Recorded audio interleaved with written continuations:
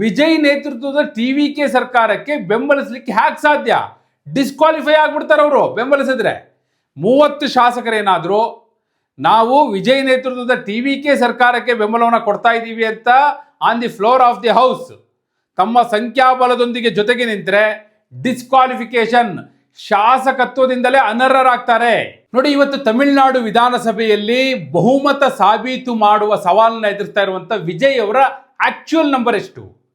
ಈಗ ಟಿವಿಕೆಗೆ ಎಐಡಿಎಂಕೆಯ 30 ಶಾಸಕರು, ಈಗ ವೇಲುಮಣಿ, ಷಣ್ಮುಗಂ, ವಿಜಯ್ ಭಾಸ್ಕರ್ ಇವರ ಬಣದ ನಂಬರು ಸೇರ್ಕೊಳ್ಳುತ್ತಾ? ಯಾಕಂದ್ರೆ ಅವ್ರ ಹತ್ರ 2/3 ಇಲ್ಲ. ಹೀಗಾಗಿ ಹಾಗೆ ಸೇರ್ಕೊಂಡ್ರೆ ಆಗ ಅವ್ರಿಗೇನಾದ್ರೂ ಡಿಸ್ಕ್ವಾಲಿಫಿಕೇಶನ್, ಅನರ್ಹರಾಗ್ತಾರಾ? ಯಾಕಂದ್ರೆ ಅವರು ಎಐಡಿಎಂಕೆಯಿಂದ ಆಯ್ಕೆ ಆಗಿರೋದು. ಈಗ EPS ಅವರ ವಿರುದ್ಧ ದೂರು ಕೊಡ್ತಾರೆ, 5 ವರ್ಷ ಸಮಯ ಇದೆ, 5 ವರ್ಷದ ಒಳಗಾಗಿ ಅದರ ತೀರ್ಪು ಕೊಡಲೇಬೇಕಾಗುತ್ತೆ. ಹಾಗಾದ ಸಂದರ್ಭದಲ್ಲಿ ಅವರು ಸದಸ್ಯತ್ವವನ್ನೇ ಕಳೆದುಕೊಂಡು ಅನರ್ಹರಾಗ್ತಾರ? ಇನ್ನು ಫ್ಯಾಕ್ಟ್ ಇವತ್ತು ವಿಜಯ್ ಬೆಂಬಲಕ್ಕೆ, ಈಗ ನೋಡಿ, ಬಹುಮತಕ್ಕೇನು ಕೊರತೆ ಇಲ್ಲ ವಿಜಯ್ಗೆ, ನೋ ಡೌಟ್ ಇನ್ ದಟ್. ಈಗ ಅವರ 107ರ ಜೊತೆಗೆ Congress 5, CPI 2, CPM 2, VCK 2, Muslim league 2 ಇವೆಲ್ಲ ಸೇರಿದ್ರೆ ಆರಾಮಾಗಿ ಅವರಿಗೆ ಸಂಖ್ಯಾಬಲ 120 ಮೇಲೆ ಹೋಗುತ್ತೆ. ಆದರೆ ಈಗ ಈ 30 ಜನರ ಕಥೆ ಏನು? ಅವರು on the floor of the house ಟಿವಿಕೆಗೆ, ವಿಜಯ್ ನೇತೃತ್ವದ ಸರ್ಕಾರಕ್ಕೆ ಬೆಂಬಲವನ್ನ ತಮ್ಮ ಕೈ ಎತ್ತುವ ಮೂಲಕ, ಸಂಖ್ಯಾಬಲದ ಮೂಲಕ ತೋರಿಸ್ಲಿಕ್ಕೆ ಬರುತ್ತಾ? ತೋರಿಸಿದ್ರೆ ಏನಾಗುತ್ತೆ? ತೋರಿಸದೆ ಹೋದ ಸಂದರ್ಭದಲ್ಲಿ ಏನಾಗುತ್ತೆ? ಅಂತಿಮವಾಗಿ ಎಐಡಿಎಂಕೆಯ ವೇಲುಮಣಿ ಬಣದ ಶಾಸಕರ ಭವಿಷ್ಯ ಏನು? ವಿಜಯ್ ಸರ್ಕಾರದ ಬಲಾಬಲ ಎಷ್ಟು? ಅದೇ ವಿವರವನ್ನು ಕೊಡೋ ಸಲುವಾಗಿ ನಾನು ಬಂದಿದ್ದೇನೆ. ಆತ್ಮೀಯರೇ, ವಾರ್ತೆ ವಿಶೇಷ ಕಾರ್ಯಕ್ರಮಕ್ಕೆ ಸ್ವಾಗತ. ನಾನು ವೀರೇಂದ್ರ ಉಪ್ಪುಂದ. ನೋಡಿ, ನಿಮಗೆಲ್ಲ ಚೆನ್ನಾಗಿಯೇ ಗೊತ್ತಿದೆ, ಈಗಾಗಲೇ ಆಲ್ ಇಂಡಿಯಾ ಅಣ್ಣಾ DMK AIADMK ಪಕ್ಷ ಒಡೆದು ಹೋಳಾಗಿದೆ. ಒಂದು ಕಡೆ ವೇಲುಮಣಿ, ಷಣ್ಮುಗಂ, ವಿಜಯ್ ಭಾಸ್ಕರ್ ಬಣ, ಮತ್ತೊಂದು ಕಡೆ EPS ಬಣ. ಈ ಕಡೆ ವೇಲುಮಣಿ ಬಣದಲ್ಲಿ ಸರಿಸುಮಾರು 30 ಶಾಸಕರಿದ್ದಾರೆ, ಹೆಚ್ಚು ಕಡಿಮೆ ಅನ್ನುವಂಥ ಮಾತಿದೆ. ಹೆಚ್ಚಿಲ್ಲ, ಕಡಿಮೆಯೇ, 30ಕ್ಕಿಂತ ಜಾಸ್ತಿ ಅಂತೂ ಇಲ್ಲ. ಈ ಕಡೆ EPS ಬಣದಲ್ಲಿ ಸುಮಾರು 17 ಶಾಸಕರಿದ್ದಾರೆ ಅಂತ ಇದೆ. ಯಾರಿಗೇ ಆಗಲಿ ಅವರು ಪ್ರತ್ಯೇಕವಾಗಿ ತಮ್ಮದೇ AIDMK ಅಂತಲಿ ಘೋಷಣೆ ಮಾಡ್ಕೋಬೇಕಿದ್ರೆ ಕನಿಷ್ಠ 32 ಶಾಸಕರ ಬಲ ಇರಬೇಕು. ವೇಲುಮಣಿ ಬಣದಲ್ಲಿ ಇರೋದು 30 ಶಾಸಕರ ಬಲ ಅಷ್ಟೇ. ಹೀಗಿರುವಾಗ ಅವರು ವಿಜಯ್ ನೇತೃತ್ವದ ಟಿವಿಕೆ ಸರ್ಕಾರಕ್ಕೆ ಬೆಂಬಲಿಸಲಿಕ್ಕೆ ಹ್ಯಾಕ್ ಸಾಧ್ಯ? ಡಿಸ್ಕ್ವಾಲಿಫೈ ಆಗ್ಬಿಡ್ತಾರೆ ಅವರು ಬೆಂಬಲಿಸಿದ್ರೆ. 30 ಶಾಸಕರೇನಾದರೂ ನಾವು ವಿಜಯ್ ನೇತೃತ್ವದ ಟಿವಿಕೆ ಸರ್ಕಾರಕ್ಕೆ ಬೆಂಬಲವನ್ನು ಕೊಡ್ತಾ ಇದ್ದೀವಿ ಅಂತ on the floor of the house ತಮ್ಮ ಸಂಖ್ಯಾಬಲದೊಂದಿಗೆ ಜೊತೆಗೆ ನಿಂತರೆ ಡಿಸ್ಕ್ವಾಲಿಫಿಕೇಶನ್, ಶಾಸಕತ್ವದಿಂದಲೇ ಅನರ್ಹರಾಗ್ತಾರೆ. ಇದನ್ನ ಹೇಳ್ತಿರೋದು ನಾನಲ್ಲ, ಭಾರತದ ಸಂವಿಧಾನ 10th schedule of Indian constitution section 2, section 4 ನೀವು ಓದಿ ನೋಡಿ, ಸ್ಪಷ್ಟವಾಗಿ ಉಲ್ಲೇಖ ಇದೆ. ಯಾವುದೇ ಒಂದು ಪಕ್ಷದಿಂದ ಈಗಾಗಲೇ ಅವರು ಪ್ರಮಾಣವಚನ ತೆಗೆದುಕೊಂಡಿದ್ದಾರೆ ಶಾಸಕರಾಗಿ. ಅವರೀಗ AIADMK ಶಾಸಕರು. ಅವರು ತಮ್ಮ ಪಕ್ಷದ 2/3 ನಂಬರ್ ಜೊತೆ ಹೋಗಿ ಬೇರೆ ಪಕ್ಷವನ್ನು ಬೆಂಬಲಿಸಬಹುದು ಅಥವಾ ಬೇರೆ ಪಕ್ಷಕ್ಕೆ ಸೇರ್ಕೊಳ್ಳಬಹುದು. ಅಷ್ಟು ಸಂಖ್ಯೆ ಇಲ್ಲದಾಗ ಅವರು ಬಾಹ್ಯ ಬೆಂಬಲ ಕೊಡ್ತಾರೋ, ಆಂತರಿಕವಾಗಿ ಬೆಂಬಲ ಕೊಡ್ತಾರೋ, ಪಕ್ಷ ಮರ್ಜ್ ಮಾಡ್ತಾರೋ, ಏನೇ ಮಾಡಿದ್ರು ಕೂಡ ಅದು ಪಕ್ಷಾಂತರ ನಿಷೇಧ ಕಾಯ್ದೆಯ ಅಡಿಯಲ್ಲಿ ನೇರವಾಗಿ ಡಿಸ್ಕ್ವಾಲಿಫಿಕೇಶನ್ಗೆ ಅಟ್ರಾಕ್ಟ್ ಆಗುತ್ತೆ. ಈಗ EPS ಸುಮ್ಮನೆ ಕೂತ್ಕೋತಾರ, ಬಿಟ್ಬಿಡ್ತಾರ? ಇವ್ರು ಹೋಗಿ ಅಲ್ಲಿ ಬೆಂಬಲ ಕೊಟ್ಟು ಕೂಡಲೇ 32 ಸಂಖ್ಯೆ ಇಲ್ಲದೆ ಇರೋದ್ರಿಂದ ನೋಡಿ, ಒಂದು ಕಡೆ ಸ್ಪೀಕರ್ ಹತ್ರ ಹೋಗುತ್ತೆ ದೂರು.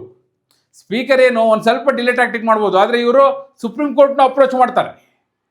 ನಿಮಗೆ ನಾನು ಒಂದು 2-3 ಉದಾಹರಣೆ ಕೊಡ್ತೀನಿ ಏನಾಗಿದೆ ಅಂತೇಳಿ. ಡಿಸ್ಕ್ವಾಲಿಫಿಕೇಶನ್ ಆಗಿರುವಂಥ ಉದಾಹರಣೆಯನ್ನು ಕೊಡ್ತೀನಿ, ಮತ್ತು ಡಿಸ್ಕ್ವಾಲಿಫಿಕೇಶನ್ಗೆ ಕೊಟ್ಟಾಗ ಡಿಲೇ ಟ್ಯಾಕ್ಟಿಕ್ ಮಾಡಿ ಉಳಿಸಿರುವ ಉದಾಹರಣೆಯನ್ನು ಕೊಡ್ತೇನೆ, ಮತ್ತು ಡಿಸ್ಕ್ವಾಲಿಫಿಕೇಶನ್ ಆದದ್ದು ಮತ್ತೆ ಅವರ ಸದಸ್ಯತ್ವ ಮರಳಿ ಪಡೆದ ಉದಾಹರಣೆಯನ್ನು ಕೊಡ್ತೇನೆ. ಈಗ ಯಡಿಯೂರಪ್ಪನವ್ರ ಕಾಲದಲ್ಲಿ ಆಗಿತ್ತಲ್ರಿ, 2008ರಲ್ಲಿ ಯಡಿಯೂರಪ್ಪನವ್ರ ನೇತೃತ್ವದ ಸರ್ಕಾರ ಬಂದ ನಂತರ ಮಧ್ಯದಲ್ಲಿ 17 ಜನ ಹೋದ್ರಲ್ಲ, ಚೆನ್ನೈ, ಹೈದರಾಬಾದು, ಬಾಂಬೆ ಎಲ್ಲ ಕಡೆ ಓಡಾಡ್ಕೊಂಡು ಬಂದ್ರಲ್ಲ, ಗೋವಾ ಎಲ್ಲ ಕಡೆ. ಹಾಗೆ ಓಡಾಡ್ಕೊಂಡು ಬಂದಂಥ, ಈಗ ನಿಮಗೆ ನೆನಪಿರ್ಬೋದು ಅವೆಲ್ಲ ಘಟನೆ. ಈಗ ಒಂದು ಸೀನ್ ಹೇಳ್ಬಿಟ್ರೆ ನಿಮ್ಗೆ ಕಣ್ಮುಂದೆ ಬಂದ್ಬಿಡುತ್ತೆ. ಗೂಳಿಹಟ್ಟಿ ಶೇಖರ್ ಬಟ್ಟೆ ಹರ್ಕೊಳ್ಳಿಲ್ವಾ? ಆ ಘಟನೆ ನಡೀತಲ್ಲ. ನರೇಂದ್ರ ಸ್ವಾಮಿ, ಶಿವರಾಜ್ ತಂಗಡಗಿ, ಬಹಳ ದೊಡ್ಡ ಟೀಮೇ ಇತ್ತು. ವೆಂಕಟರಮಣಪ್ಪ, 17 ಜನರಿದ್ರು. ಅವತ್ತು ಬೋಪಯ್ಯನವರು ಅವ್ರನ್ನ ಡಿಸ್ಕ್ವಾಲಿಫೈ ಮಾಡಿದ್ರು.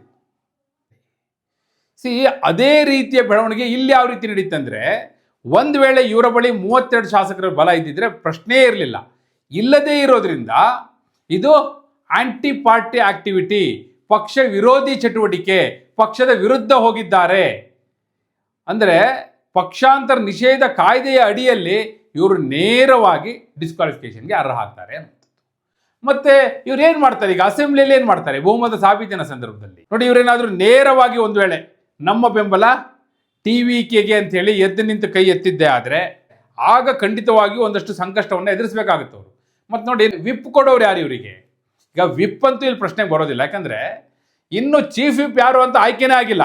ಅಣ್ಣಾ DMK ಪಕ್ಷದ ಚೀಫ್ ವಿಪ್ ಯಾರು ಅಂತ ಹೇಳಿ ಇನ್ನು ಸ್ಪೀಕರ್ ನಿರ್ಧಾರ ಮಾಡಿಲ್ಲ. ಯಾಕಂದ್ರೆ ಈ ಕಡೆ ವೇಲುಮಣಿ ಬಣದಿಂದ ವಿಜಯ್ ಭಾಸ್ಕರ್ ಅವ್ರನ್ನ ಚೀಫ್ ವಿಪ್ ಮಾಡಬೇಕು ಅಂತ ಮನವಿ ಕೊಟ್ಟಿದ್ದಾರೆ. ಆ ಕಡೆ EPS ಕೂಡ ತಮ್ಮ ಪಕ್ಷದಿಂದ ಒಬ್ಬರನ್ನ ಮಾಡಿ ಅಂತಲೇ ಅವರು ಮನವಿ ಕೊಟ್ಟಿದ್ದಾರೆ. ಸೊ ಇಬ್ಬರ ನಡುವೆ ಘರ್ಷಣೆ ಇರೋದ್ರಿಂದ ಸ್ಪೀಕರ್ ಇನ್ನೂ ತೀರ್ಮಾನ ಮಾಡಿಲ್ಲ. ಹೀಗಾಗಿ ಚೀಫ್ ವಿಪ್ ಅಂತ ತೀರ್ಮಾನ ಆಗದೆ ಇರೋದ್ರಿಂದ ವಿಪ್ ಕೊಡ್ಲಿಕ್ಕೆ ಬರೋದಿಲ್ಲ. ಹಾಗಂತೇಳಿ ಬಚಾವಾದ್ರ ನಾಳೆ ಕೈ ಎತ್ತಿದ್ರೆ ಇಲ್ಲ, ನಾಳೆದಲ್ಲ. ಅದಕ್ಕೆ ಭಾರತದ ಸಂವಿಧಾನದ 10ನೇ ಶೆಡ್ಯೂಲ್ ಪ್ರಕಾರ ಸೆಕ್ಷನ್ 2 ಮತ್ತು 4 ಪ್ರಕಾರ ಅವರು ಖಂಡಿತವಾಗಿಯೂ ಡಿಸ್ಕ್ವಾಲಿಫಿಕೇಶನ್ಗೆ ಅರ್ಹರಾಗ್ಬಿಡ್ತಾರೆ. ಈಗ ಕಡಿಮೆ ಅವಧಿ ಇದ್ರೆ, ಕೊನೆ 1 ವರ್ಷ ಅಂತ ಆಗಿದ್ದಿದ್ರೆ, ಈಗ ಚಲರಾಯ ಸ್ವಾಮಿ, ಜಮೀರ್ ಅಹಮದ್ ಖಾನ್, ಬಾಲಕೃಷ್ಣ, ಅಖಂಡ ಶ್ರೀನಿವಾಸ ಮೂರ್ತಿ, ಭೀಮಾ ನಾಯ್ಕ ಇವರೆಲ್ಲ ರಾಜ್ಯಸಭೆಯಲ್ಲಿ ಕ್ರಾಸ್ ವೋಟಿಂಗ್ ಮಾಡಿದ್ರಲ್ಲ, ಆಗ್ಲೂ ದೂರು ಕೊಟ್ಟಿದ್ರು ಸ್ಪೀಕರ್ಗೆ. 1 ವರ್ಷ ಅವಧಿ ಇತ್ತು, ಡಿಲೇ ಟ್ಯಾಕ್ಟಿಕ್ ಮಾಡಿಬಿಟ್ರು, ಅವ್ರು ತಪ್ಪಿಸ್ಕೊಂಡ್ರು, ಅವ್ರದ್ದೇ ಡಿಸ್ಕ್ವಾಲಿಫಿಕೇಶನ್ ಆಗಿಲ್ಲ. ಹಂಗೂ ತಳಬಹುದು, ಆ ರೀತಿಯ ಸಾಧ್ಯತೆ ಇರುತ್ತೆ. ಆ ದೃಷ್ಟಿಯಿಂದ ನೋಡಬೇಕಾಗುತ್ತೆ. ನೋಡಿ, ಹಿಂದೆ 2002ರಲ್ಲೂ ಒಂದು ಕೇಸ್ ಆಗಿತ್ತು. ಜಗದೀಶ್ ಶೆಟ್ಟರ್ ಅವಾಗ ಅಪೋಸಿಷನ್ ಲೀಡರ್, 7 ಜನ BJP ಶಾಸಕರು ಕಾಂಗ್ರೆಸ್ ಜೊತೆ ಇರ್ತಾರವ್ರು. ಅದು ಪತ್ರಿಕೆಯಲ್ಲಿ ವರದಿಯೂ ಆಗುತ್ತೆ, ಇವರು ಕಾಂಗ್ರೆಸ್ ಸೇರ್ಕೊಂಡಿದ್ದಾರೆ ಅಂತ. ನಾನು ಹೆಸರು ಹೇಳ್ತೀನಿ: A Manju, Bharathi Shankar, HC Basavaraj, V Krishnappa, ಹಾಗೆ ಗುಂಡಪ್ಪ ವಕೀಲ, ವಿ ಪಾಪಣ್ಣ, ಹನುಮೇಗೌಡ, ಇವರೆಲ್ಲರೂ ಕೂಡ ಕಾಂಗ್ರೆಸ್ ಸೇರ್ಕೊಂಡಿದ್ದಾರೆ ಅಲ್ಲಿ ಪತ್ರಿಕೆಯಲ್ಲಿ ವರದಿ ಬರುತ್ತೆ. ಸೊ ಅದನ್ನು ಆಧರಿಸಿ ಸ್ಪೀಕರ್ಗೆ, ವೆಂಕಟಪ್ಪನವ್ರಿಗೆ ದೂರು ಕೊಡ್ತಾರೆ ಜಗದೀಶ್ ಶೆಟ್ಟರು. ಆದರೆ ಅವರು ಅದನ್ನು ರಿಜೆಕ್ಟ್ ಮಾಡ್ತಾರೆ. ಪತ್ರಿಕೆಯ ವರದಿಯ ಆಧಾರದ ಮೇಲೆ ನೀವು ಕೊಟ್ಟಂಥ ದೂರನ್ನ ಕನ್ಸಿಡರ್ ಮಾಡ್ಲಿಕ್ಕೆ ಆಗೋದಿಲ್ಲ ಅಂತೇಳಿ. ಇನ್ಫ್ಯಾಕ್ಟ್ ಆಗ ಸ್ಪೀಕರ್ ಆಫೀಸಲ್ಲಿ ಸೆಕ್ರೆಟರಿ ಆಗಿ, ವಿಧಾನಸಭೆಯ ಕಾರ್ಯದರ್ಶಿಯಾಗಿ ಧ್ರುವಕುಮಾರ್ ಅವರು ಇರ್ತಾರೆ. ಅವರು ಬಹಳ ಸ್ಪಷ್ಟವಾದ ನಿಲುವನ್ನು ಇದರಲ್ಲಿ ವ್ಯಕ್ತಪಡಿಸ್ತಾರೆ, ಇಲ್ಲ ಇದು ತಪ್ಪಾಗುತ್ತೆ ಅಂತ ಹೇಳಿ. ಸೊ ಅವ್ರನ್ನ ಕಡೆಗೆ ಸೆಕ್ಷನ್ನೇ ಬದಲಾಯಿಸಿಬಿಡ್ತಾರೆ ಅವರು. ಈ ರೀತಿಯೆಲ್ಲ ಆಗಿದೆ. ಅಂದರೆ ಶಾಸಕರನ್ನ ರಕ್ಷಣೆ ಮಾಡುವ ಸಲುವಾಗಿ ಯಾವ ಹಂತಕ್ಕೂ ಹೋಗ್ತಾರೆ ಅನ್ನುವ ಸಾಕ್ಷಿಗಳು ನಮ್ಮ ಕಣ್ಣೆದುರುಗಡೆ ಇದೆ. ಆದರೆ ತಮಿಳುನಾಡಲ್ಲಿ ಈಗ ಹೊಸದಾಗಿ ಬಂದಿರುವಂಥ ಸರ್ಕಾರ, ಇನ್ನೂ 5 ವರ್ಷದ ಅವಧಿ ಇದೆ, ಈ ನಡುವೆ ಏನು ಬೇಕಾದರೂ ಆಗ್ಬೋದು. ಆ ದೃಷ್ಟಿಯಿಂದ ನೋಡೋದಾದರೆ TVK ಒಂದಷ್ಟು ಎಚ್ಚರಿಕೆ ಹೆಜ್ಜೆಯನ್ನು ಅವರು ಇಡ್ತಾರೆ. ತಮ್ಮ ಸದಸ್ಯ ಬಲ, ಬಹುಮತ, ಅದಕ್ಕೇನು ಬೇಕು ಆ ಎಚ್ಚರಿಕೆಯನ್ನು ಮೊದಲು ತೆಗೆದುಕೊಳ್ತಾರೆ.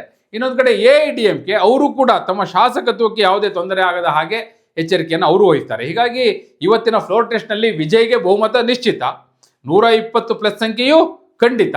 ಆದರೆ AIADMKಯ 30 ಶಾಸಕರು ನೇರ ಬಹಿರಂಗವಾಗಿ ತಮ್ಮ ಸಂಖ್ಯಾಬಲದೊಂದಿಗೆ ಸದನದಲ್ಲಿ TVKಯನ್ನು ಬೆಂಬಲಿಸದೇ ಆದರೆ ಸಂಕಷ್ಟಕ್ಕೆ ಸಿಲುಕೋದು ನಿಶ್ಚಿತ ಆಗುವಂಥದ್ದು.